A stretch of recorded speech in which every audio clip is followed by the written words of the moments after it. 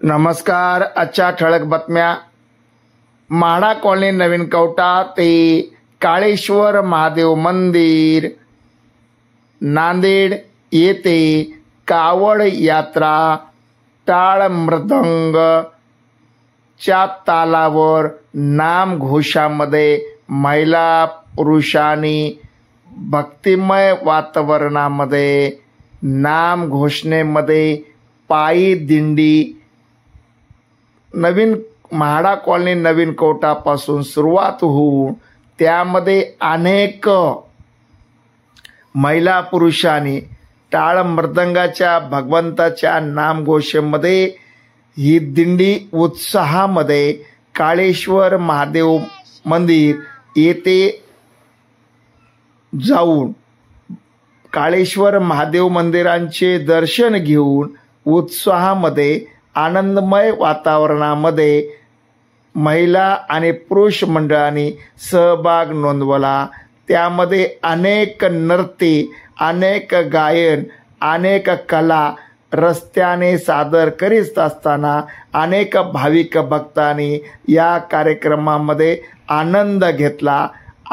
हा कार्यक्रम कावड यात्रेच्या निमित्ताने हा कार्यक्रम यशस्वी आनंदात उत्साहात संपन्न झाला.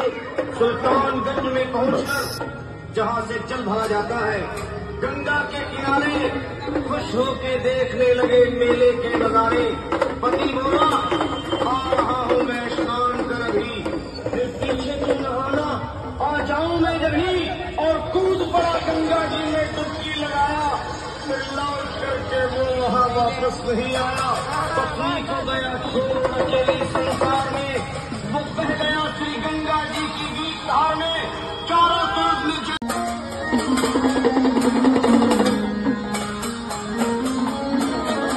शिवरात्रि का महीना ते, शिवरात्रि का महीना ते, बोला नहीं देवा तो ना. शिवरात्रि का महीना ते, बोला नहीं देवा तो ना. नव बोला न जतरा रे, नव बोला न मेला रे, पैदल ताकायला तो ना. नव बोला न जतरा रे,